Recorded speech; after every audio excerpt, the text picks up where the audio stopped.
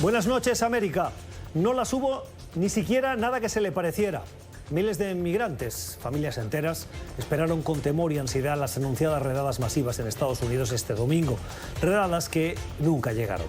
Sí hubo algunas detenciones, operaciones puntuales que parecieron más un intento de justificar lo anunciado. Hoy, casi 24 horas después, la administración Trump se esfuerza en explicar lo ocurrido con dos argumentos. El primero, que no eran tan excepcionales. Y rescatan la idea de que el predecesor de Trump, Barack Obama, fue llamado deportador en jefe por el número de migrantes que deportó bajo su administración. La diferencia, claro, es que Obama no las anunciaba a bombo y platillo. La segunda, que el domingo empezaban y que van a seguir estos días. No abundaremos en el conflicto que supone anunciar una redada antes de que se realice por el riesgo que supone para el objetivo de la operación y para la seguridad de los agentes. Pero hay un tercer daño que para Trump parece colateral.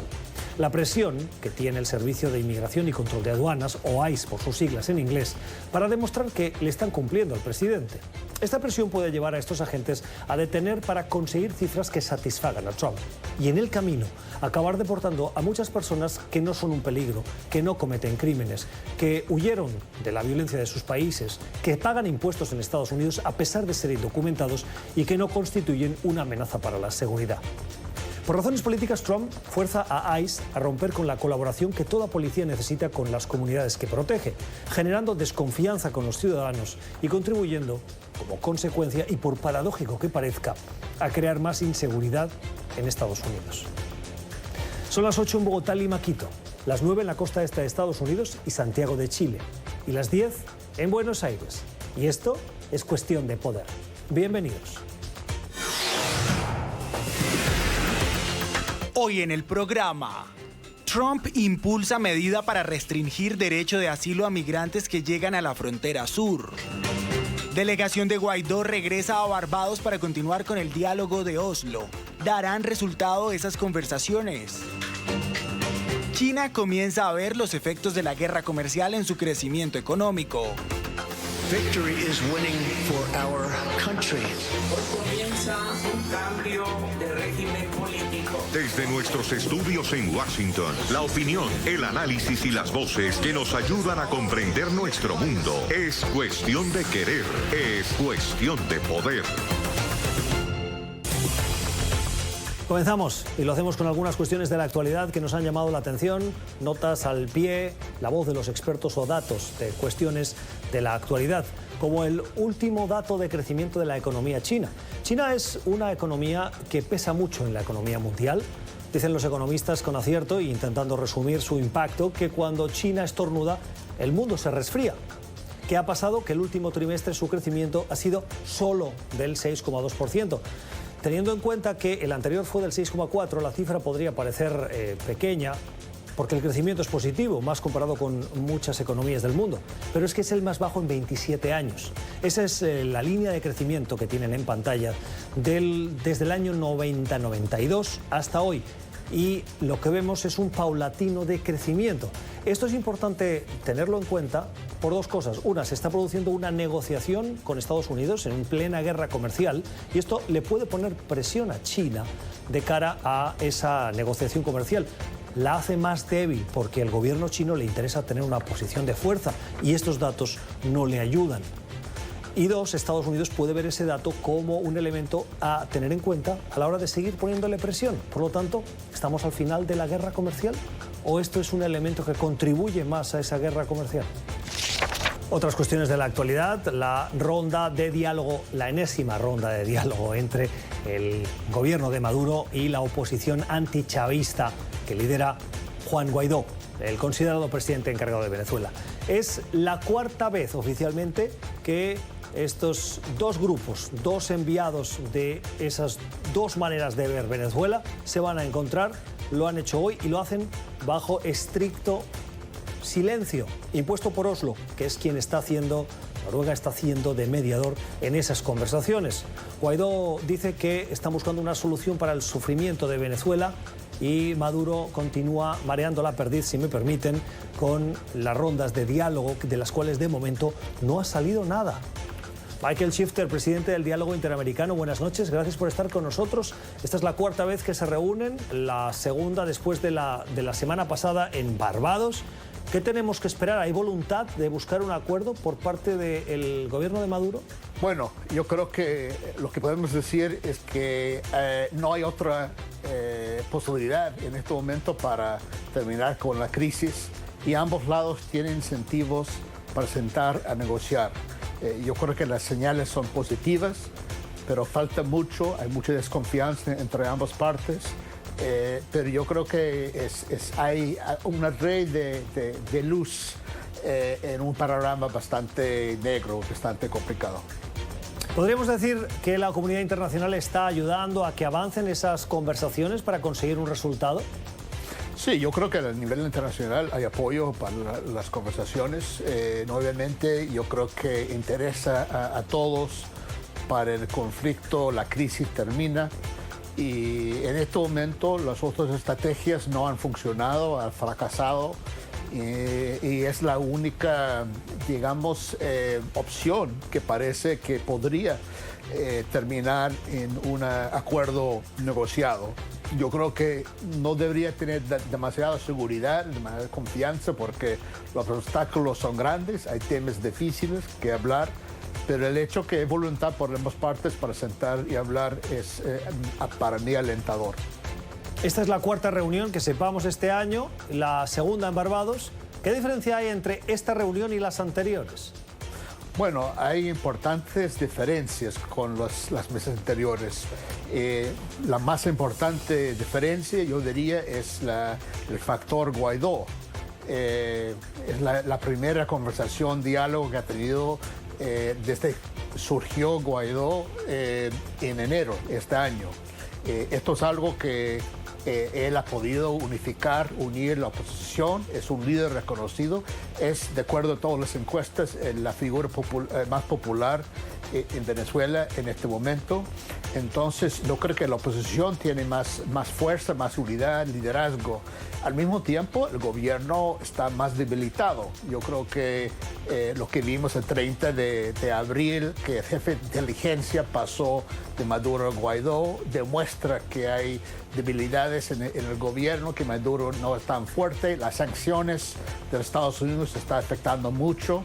Entonces, esto crea ciertas incentivos, a mi juicio, para mejorar las condiciones para negociar. Creo que en los años anteriores no hubo esos factores y yo creo que eso es algo distinto en este momento. Es el análisis de Michael Shifter, el presidente del Diálogo Interamericano, centro de pensamiento de la capital estadounidense. Gracias, Michael. Feliz noche. Con gusto. Otras cuestiones de la actualidad, desde el punto de vista económico, importante la reunión que acaba de comenzar en la provincia argentina de Santa Fe, la de las delegaciones de los 4 países que forman parte del Mercosur: Argentina, Uruguay, Paraguay y Brasil. El miércoles se reunirán los jefes de Estado de estas 4 naciones que tienen por objetivo, estos días y hasta el miércoles, avanzar en 2 cuestiones. 1, mayor integración de sus mercados y mayor inserción de este gran mercado que están construyendo en el ámbito internacional. Esto se produce en el contexto de las recientes negociaciones que han acabado con un buen acuerdo entre el Mercosur, estos 4 países, y la Unión Europea, que abre la puerta a nuevos mercados para los productos latinoamericanos o del cono sur, del Mercosur. Saludamos a Eladio Eloizaga. El señor Eloizaga fue canciller de Paraguay. Señor Eloizaga, gracias por estar con nosotros. Bienvenido. Le pregunto precisamente por las negociaciones con la Unión Europea. Se acaba de conocer que hubo acuerdo y nos preguntamos cuáles son los próximos pasos a partir de ahora. Muy buenas noches, saludos a todos. En primer término, fue un suceso haber alcanzado este acuerdo después de casi 20 años de estar negociando, y en octubre del 2015, cuando Paraguay ejercía la presidencia pro tempore, reunimos a los cancilleres acá y decidimos dar de vuelta el impulso. Esto que se acaba de suscribir, lógicamente, es decir, no suscribir, la suscripción vendrá después, pero acordar ya el paquete tendrá que pasar por los congresos de los 4 países del Mercosur y también en los miembros de la Unión Europea, ¿verdad? Y como bien lo dijiste, tenemos detractores y otros que están a favor del acuerdo, pero este es un acuerdo que se da en un momento en que la corriente proteccionista mundial vuelve a generarse y las dificultades que se enfrenta en un mercado de comercio entre Estados Unidos y China, lógicamente ayudará enormemente a los dos bloques, tanto al Mercosur como a la Unión Europea, para avanzar en sus relaciones comerciales y buscar un mayor beneficio para ambas partes. Estos últimos 2 años no han sido muy halagüeños desde el punto de vista económico para Argentina. Muchos retos tiene Mauricio Macri y este es un año electoral. ¿Cómo se perciben en general en el Mercosur estos acuerdos con la Unión Europea, particularmente en Argentina, en este contexto preelectoral? Así es, pero yo entiendo que uno de los objetivos del Mercosur en todo momento fue la libre circulación de bienes, servicios y personas en el Mercosur y su proyección también con otros bloques regionales. Quisimos de que, y así lo hemos obtenido, de que el Mercosur se desligara de una concepción últimamente política y regresáramos a sus bases originales. Lógicamente pueden haber cambios de gobierno en algunos miembros del Mercosur. Uruguay también está con elección y creo, sin embargo, que haciendo un buen trabajo, como se ha hecho con los sectores industriales, los productores agrícolas, vamos a encontrar una respuesta favorable, porque este es un acuerdo que no hay uno que gane más que el otro. Siempre hemos observado y enfocado desde un punto de vista del equilibrio, el equilibrio para ambos bloques. Una de las medidas de esta reunión del Mercosur y que ha tenido mucho eco en los medios de comunicación es que los ciudadanos de esas 4 naciones van a poder utilizar su celular en cualquiera de los países sin pagar lo que se conoce como la tasa roaming, esa tasa internacional, lo que busca contribuir a la movilidad y a la integración de sus mercados. ¿Va a haber más medidas en esta misma línea que impacten directamente al ciudadano? Bueno, mira, Mercosur tiene también un reconocimiento de la protección social para los trabajadores, de tal modo que las contribuciones que hacen a los sistemas de previsión puedan ser reconocidos y posteriormente puedan beneficiarse en cualquiera de los 4 países donde esté. También Mercosur tiene una libre circulación de sus ciudadanos de los 4 países, basta con tener un documento de identidad, no hace falta un pasaporte, pero además de lo que tú señalas también, tenemos algunas deudas aún todavía en el Mercosur, que tenemos que ir levantando algunas barreras técnicas que dificultan a veces un comercio más intenso entre los 4 países. Tenemos dos áreas que no han sido en su momento consideradas cuando se firmó el Tratado de Asunción en el 91, cuál es automotriz y el tema de azúcar. Y son 2 sectores que van a ser considerados, entiendo yo, en esta cumbre del Consejo del Mercado Común y los jefes de Estado, puesto que, por ejemplo, para Paraguay es extremadamente importante avanzar en esto, pues últimamente tenemos una industria de autopartes muy avanzada que tiene como principal mercado Brasil.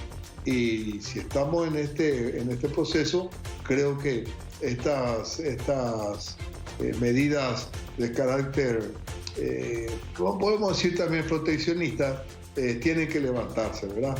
Y permitir que haya ese flujo de exportación de estas autopartes, porque esto genera trabajo, genera empleo, y el objetivo también en el marco de las relaciones que tenemos en el Mercosur es que se convierta en un instrumento de lucha contra la pobreza a través de la generación de cadenas de valor.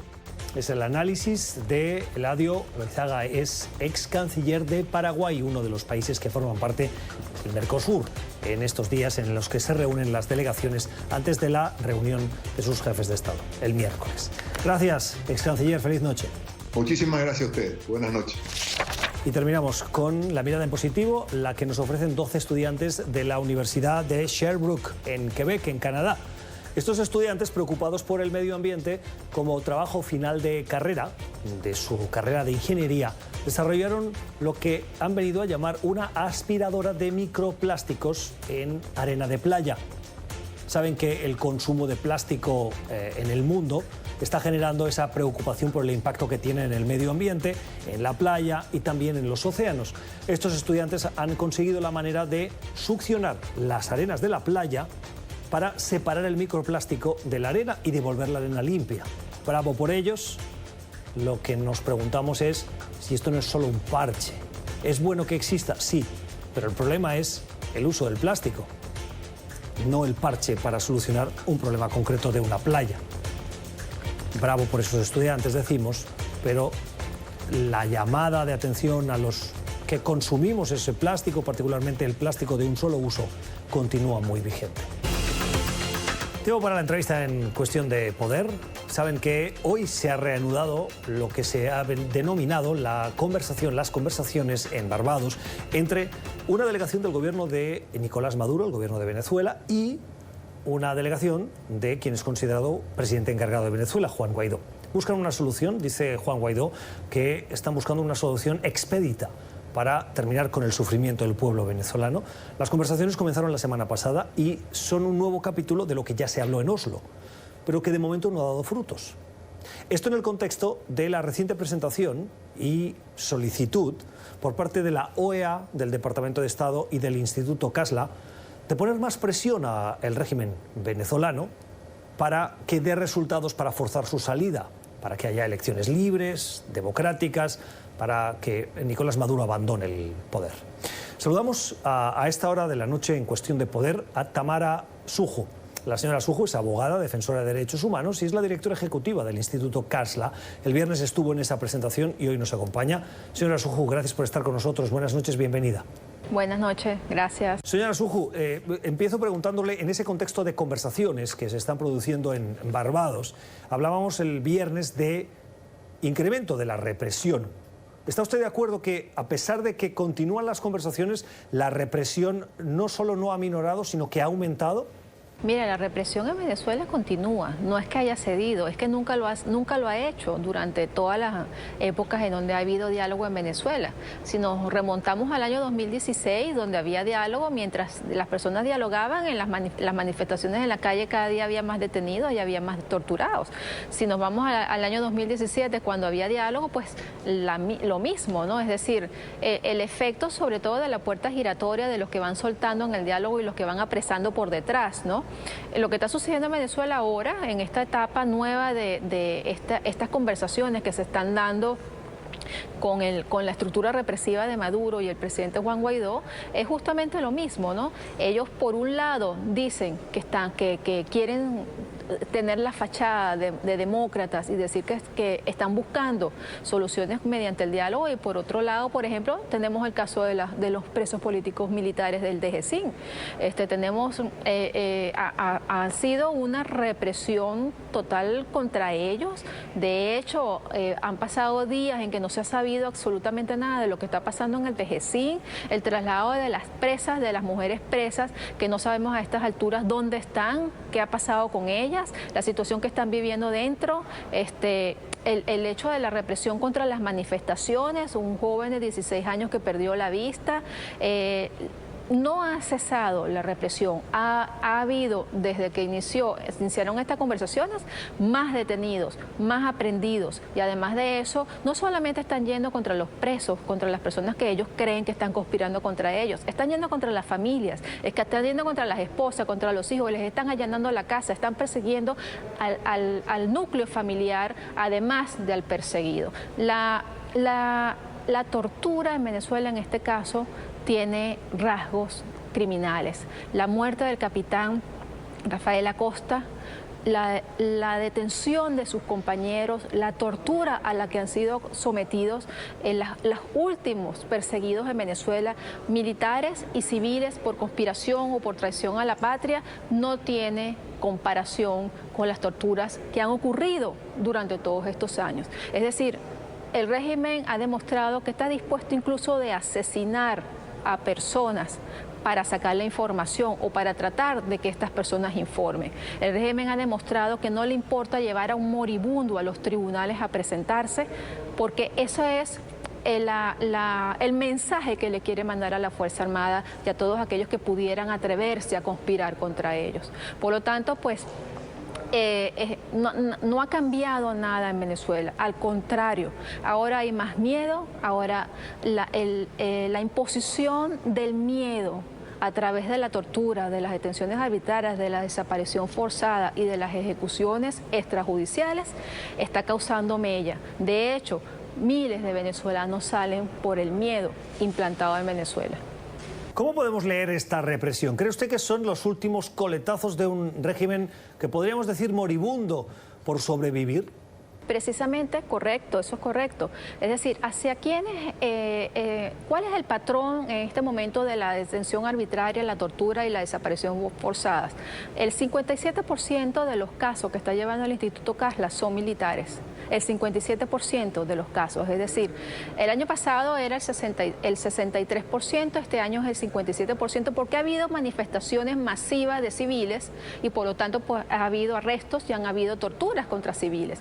Pero este año la tortura contra los militares ha sido bárbara, es decir, lo que ha ocurrido con ellos ha sido bárbaro y eso demuestra que no controlan o que no están controlando a la Fuerza Armada, que el descontento es grande, que se les está destruyendo la estructura o lo que ellos creían que podían controlar y por lo tanto están tratando de hacerlo a través de la violencia, hacia los oficiales, los espían, los persiguen, les persiguen a las esposas, tienen toda una estructura montada para tratar de controlar a quienes los mantienen en el poder, que son la Fuerza Armada. Escuchando sus respuestas y pensando en las constantes violaciones que se están produciendo los derechos humanos, que, como dice, no solo no disminuyen, sino que se aumentan, ¿cuánto tiempo cree usted que le queda a este régimen? Mira, yo desearía que le quedara nada, es decir, yo desearía que en algún momento pues toda esta estructura represiva cayera, pero solamente es justamente la estructura que lo mantiene la que lo puede en cualquier momento pues quitarle ese apoyo y que ellos vean que ya no cuentan con ese apoyo militar. Ellos están también, no nos olvidemos, apoyándose en civiles armados que son sus paramilitares o sus grupos subversivos y en el régimen cubano que tiene su personal de inteligencia y operativo metidos en Venezuela. Yo creo que en el momento en que la Fuerza Armada deje de apoyarlo, en que la Fuerza Armada le dé la espalda a esta estructura criminal, Maduro va a tener que buscar su salida. A diferencia de otros momentos de la historia del chavismo, lo que tengo la percepción de los últimos meses y particularmente semanas es que están aumentando, aunque sea a cuentagotas, las deserciones, las voces dentro del chavismo que no muestran esa unidad que habíamos visto antaño. Recientemente teníamos aquí en nuestro estudio a quien fue director del SEBIN, Christopher Figueras, un general denostado y acusado de crímenes y de torturas. Usted conoce bien a Figuera. Por sus actuaciones, por sus denuncias, por su comportamiento. Estas voces que disienten, que se van, que le dan la espalda a Maduro, ¿cree que tienen que recibir algún tipo de consideración por parte de la comunidad internacional o de Estados Unidos por su colaboración? Mira, yo lo que pienso es que las autoridades internacionales sabrán qué hacer con ellos en el sentido político. La justicia más adelante pues tendrá que definir si estas personas cometieron crímenes de lesa humanidad o no.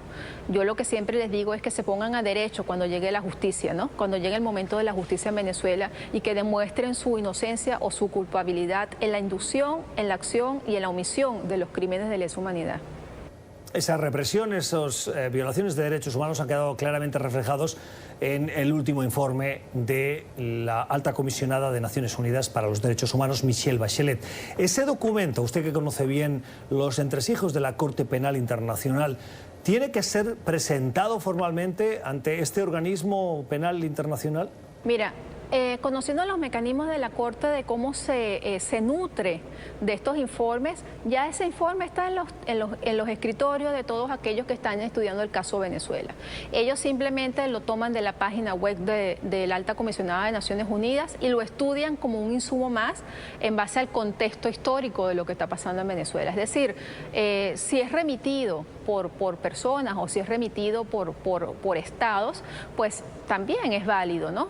Pero lo importante es que se sepa que todo aquello que está referido en este momento, que se refiere a violaciones de derechos humanos y posibilidades de crímenes de lesa humanidad, que a la Corte le interese para que forme parte como insumo de ese examen preliminar que está llevando a cabo, ellos lo toman de las páginas web o de las publicaciones que hacen las distintas organizaciones. Cuando usted leyó ese informe con la cantidad de denuncias que usted ya ha hecho, ¿hay algo nuevo que le haya revelado el trabajo de Bachelet?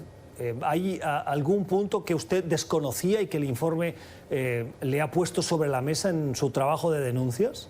Mira, la verdad no, la verdad es que yo conozco más o menos cada uno de los crímenes que fueron señalados ahí, las detenciones, las torturas, las desapariciones forzadas, las ejecuciones extrajudiciales, el hambre, la utilización, la manipulación del hambre a través de las bolsas CLAP, a través del carnet de la patria, lo que está pasando con el sistema de salud venezolano, las muertes, es decir, escandaloso sí, por supuesto, las nuevas cifras sobre las ejecuciones extrajudiciales, eso sí me pareció bastante grave, ¿no? Porque es lo que se está viviendo en Venezuela al día a día, pero en general el informe no dice o dice más o menos lo mismo que señalaba el informe de la Organización de Estados Americanos del año pasado, que fue a la Corte Penal Internacional, amplía un poco más quizás las partes que te estoy hablando sobre ejecuciones extrajudiciales, con casos, con cifras, y bueno, nada, o sea, me parece que fue un complemento muy importante de todo lo que sabemos. Ese informe, además de sorprender a muchos críticos de Bachelet, también ha generado alguna crítica, no muchas, pero alguna crítica fuera del chavismo. Una de ellas es haber tratado a Maduro de presidente. ¿Cree usted que a ese informe le faltó algo? ¿Le reprocha algo a usted?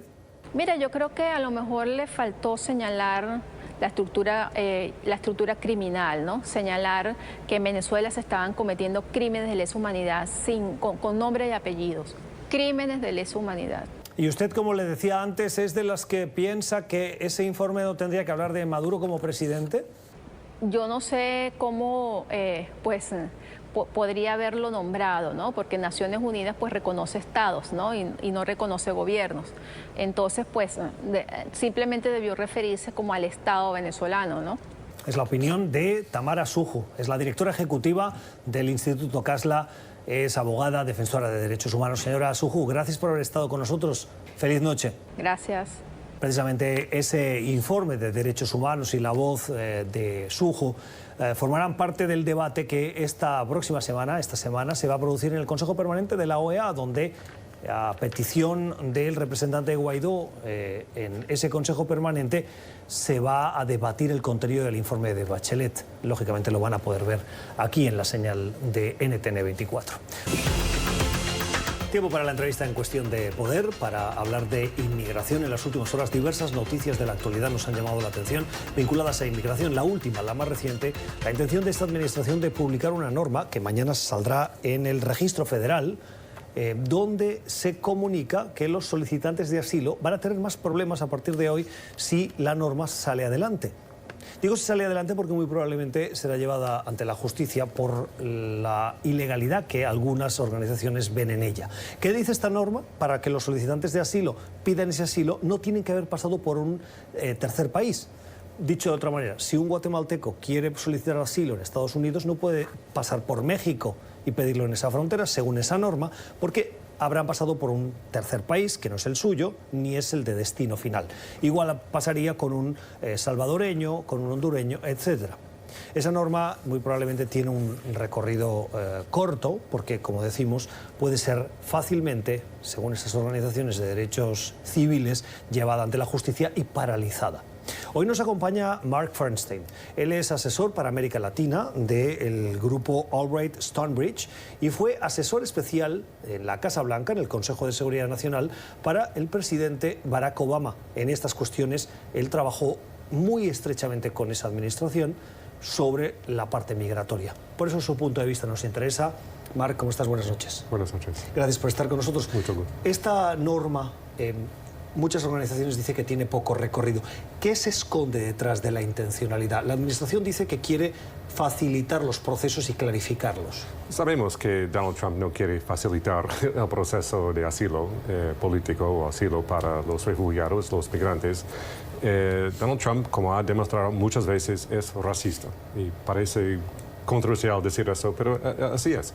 Comenzó su carrera política atacando a Barack Obama, diciendo que Barack Obama habría nacido en África, que obviamente no es cierto. Comenzó su campaña política en 2015 atacando a los mexicanos. Vimos lo que dijo durante el fin de semana sobre los congresistas de color. Entonces no tiene nada que ver con la idea de mejorar el asilo para los migrantes. Todo tiene que ver con su actitud antimigrante. ¿Qué va a pasar con esa norma? Bueno, como usted mencionó, el ACLU, que es el ONG principal que protege los derechos civiles en Estados Unidos, ellos van a demandar, entonces habrá procesos legales. Y yo creo que la administración de Trump va a perder en los cortes, han perdido muchas veces en los cortes con respecto a la migración, porque los jueces saben lo que están haciendo, que están tratando de buscar medidas poco legales, francamente, para dejar que gente entre de otros países. Si Trump ha perdido tantas veces en las Cortes, ¿es porque o no conoce la ley o tiene una estrategia que le da igual perder, sino que lo que quiere es hacer ruido? Bueno, unos dicen que es una estrategia para animar la base de Trump, que me parece que francamente no entiendo muy bien, porque su base está bastante pequeño, tiene un base de 40%, no se puede ganar una elección con 40% del voto. Bueno, pero la ganó. Perdió por 3 millones de votos en el voto popular primero, es el presidente. Y ganó gracias a una carta del director de FBI. Y vimos lo que pasó en 2018. Trató de animar a su base con el tema de migración y los demócratas arrastraron. Los demócratas ganaron muchísimos más asientos con los republicanos. Entonces, y ahora, según las encuestas, parece que candidatos como Joe Biden y otros pueden fácilmente ganarle a Donald Trump en una elección. ¿Le preocupan las divisiones dentro del Partido Demócrata que puedan contribuir a reforzar esa unidad que puede ser baja, como dice usted, pero entre el 40 y el 45% es inamovible a pesar de los escándalos? Yo no creo que haya muchas divisiones en el Partido Demócrata. Yo creo que en el próximo año habrá mucha unidad. Si Joe Biden es el candidato, Kamala Harris, quien sea el candidato o la candidata, yo creo que el Partido Demócrata va a estar muy unificada porque quieren derrocar a Donald Trump. Hablando de inmigración, el viernes teníamos la expectativa de una reunión que se tenía que producir hoy en la Casa Blanca, una reunión que fue unilateralmente cancelada por una de las partes. J.B. Morales, el presidente de Guatemala, tenía que llegar a Washington y su visita estaba acompañada de rumores, de informaciones que aseguraban que había un acuerdo entre Estados Unidos y Guatemala para que Guatemala fuera un tercer país seguro. Es lo que se conoce el país en el que se esperan los migrantes mientras avanzan sus procesos de asilo. Sí. La suspensión de la reunión ¿tiene algo que ver con este rumor, con estas informaciones? Yo creo que parece que hay mucha oposición a la idea en Guatemala. No está muy claro por qué exactamente el presidente Morales canceló su visita, pero con todo respeto es una idea ridícula. La idea de que Guatemala, uno de los países más pobres en el mundo, uno de los países más peligrosos en el mundo, la idea de que ese país de Guatemala van a proteger a los migrantes y van a estar seguros ahí, viniendo de El Salvador, Honduras y otros países, francamente no tiene nada de sentido. Es casi broma, francamente. ¿Por qué esta administración busca ese acuerdo? Porque eso sí lo podemos asegurar, que esta administración ha buscado un acuerdo con Guatemala para que se convierta en tercer país seguro. Como mencioné antes, porque no quieren que gente de color entre a los Estados Unidos, no quieren que los migrantes entren. Mira, Trump hizo campaña en 2015 y 2006 sobre la migración y está fracasando. Hay más migrantes llegando ahora que nunca y no ha podido construir su pared. Los mexicanos obviamente no están pagando, entonces están fracasando en su primera prioridad. Entonces él está desesperado ahora buscando cualquier cosa. Y Morales, que sabemos que también es un presidente bastante corrupto, no sé, estaba preparado para hacer algún trato con Trump. ¿Qué tipo de trato? Eso no sé quién sabe. No sé, porque bueno, él tiene sus propios problemas legales, morales en Guatemala, obviamente. Está tratando ya expulsó a la Comisión de las Naciones Unidas, una comisión que estaba investigando la corrupción también que estaba cometido por el presidente y su familia. Pero no sé, eso no sabemos. La reunión, teóricamente, por las dos partes ha sido pospuesta. ¿Tiene sentido pensar que, dadas las diferencias que hay sobre migración, la reunión sea pospuesta o aplazada indefinidamente? Bueno, Morales tiene poco tiempo en la presidencia, francamente. Entonces habrá una elección en unas semanas, unos meses en Guatemala para la presidencia. No sé qué dicen, no sé qué piensan los candidatos. Han criticado esa posibilidad de que se convierta en un tercer país seguro. Entonces yo creo que va a ser muy difícil que Morales sostenga eso, porque como hay procesos legales acá, habrá igual y ya hay en Guatemala. ¿Puede ejercer presión Estados Unidos con la ayuda, con la diplomacia en un país tan frágil institucionalmente como Guatemala para forzarles? Sí, es una cosa que yo me estaba preguntando también, porque Trump ya anunció que va a cortar la ayuda a Guatemala, Honduras y El Salvador, que otra cosa que no tiene sentido, porque la mejor forma para terminar con la migración es bajar la pobreza en esos países, bajar la inseguridad en esos países. Pero Trump está cortando la ayuda para que sea más difícil que esos países, esos gobiernos mejoren las situaciones para su gente. No sé si la idea era quizás comenzar a dar la ayuda de nuevo a Guatemala. No sé, francamente no sabemos hasta ahora. Y me imagino que básicamente es política hecha por tweet. Yo estoy seguro, si tú entrevistas a alguien del Departamento de Estado ahora o DHS, ellos sabrán en privado.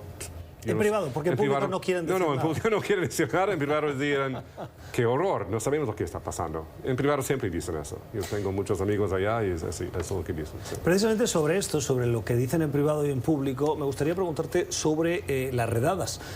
Durante toda la semana, y de hecho en las últimas semanas, hemos venido hablando de la intención de este presidente de llevar a cabo redadas masivas con el objetivo de detener a miles de migrantes. Luego, estos migrantes se conoce que ya se reducían a los que ya tienen una orden judicial de deportación para regresar a sus países de manera forzada. En la última semana hablamos de 10 ciudades, 2.000 migrantes que tenían esa orden de deportación, y este domingo tensa calma en muchas ciudades, Los Ángeles, Miami, en Chicago, en Nueva York, a la espera de esos operativos que no se produjeron. Usted estuvo en la administración de Barack Obama. Cuando se llevan a cabo estas, y Barack Obama fue catalogado como el deportador en jefe, ¿este tipo de operaciones masivas en un domingo son habituales? Bueno, primero, no tiene sentido anunciar las redadas, porque si la idea es encontrar a alguien que está escondida, supuestamente, mucho mejor que sea una operación secreta. Entonces, parece que es por razones políticas que anunciaron que lo van a hacer para que todo el mundo sepa, para que su base lo sepa. Pero yo creo que el problema es que no están... Lo que tiene que hacer es target los criminales, ¿no? La idea de tratar de deportar a cualquier persona y amenizar las familias no tiene sentido, no es una medida humanitaria. Ellos son, en la mayoría, los migrantes acá son personas que trabajan muy duro, que contribuyen muchísimo a la sociedad americana, pero parece que no están enfocándose solamente en los criminales, digamos. Entonces, están tratando de crear una red más grande. En cuanto a las redadas, con la experiencia que usted tiene, este tipo de operaciones, y yo recuerdo, déjeme compartirle mi experiencia personal, cuando la administración de Barack Obama era acusada de llevar a cabo esas redadas, la Casa Blanca nos pedía a los periodistas, no hablen de redadas, son operaciones, porque la palabra redada era mal vista. Sí, no, es buen punto. Y teníamos un conflicto con ellos diciéndole, oiga, son redadas porque van a una fábrica, la rodean, entran, y teníamos ese estira y afloja con la administración. Sí. Bueno, es importante hacer hincapié. Tenemos que controlar las fronteras. No podemos tener un sistema donde la gente llegue sin ningún control. Y también, si hay gente acá que han violado la ley, también tienen que estar sujeta a la ley. Entonces, hay que deportar las personas que deberían deportar, ¿no? que cometieron crímenes o delitos, etcétera. Pero sí, entonces hay fallas en el sistema, sin duda. No hay suficientes abogados en la frontera, no hay vivienda, no hay, como hemos visto, las familias están en lugares que no son suficientes para seres humanos, francamente. Entonces sí, es un sistema que está fallando, francamente. Entonces hay que hacer dos cosas. Por una parte, tenemos que mejorar el sistema acá, tenemos que poner más abogados, tenemos que financiar que haya facilidades para la gente que llegue, pero al mismo tiempo tenemos que invertir en Guatemala, Honduras, en El Salvador para mejorar las condiciones ahí. Tenemos que trabajar con los gobiernos locales para bajar la pobreza y para bajar la inseguridad. Y solo en esa situación vamos a ver una reducción significativa en la migración. Una de las palabras que he dicho en la primera respuesta de esta entrevista es que Donald Trump es racista. Este fin de semana Nancy Pelosi ha vuelto a decir exactamente esas palabras cuando se han conocido los mensajes de Twitter del presidente dirigidos a 4 congresistas que forman parte de minorías de diversidad migratoria de este país: Alexandria Ocasio-Cortez, Ayanna Pressley, que es una afroamericana nacida en Cincinnati, Rashida Tlaib de Detroit, y Ilhan Omar, que si bien es somalí, es ciudadana estadounidense. Todas ellas son ciudadanas estadounidenses, junto con Alexandria Ocasio-Cortez, que nació en Nueva York. Sí, tres de ellas nacieron acá, en Estados Unidos. 3 de ellas nacieron en y Estados Unidos. Hay congresistas que no han nacido en Estados Unidos, pero son hombres.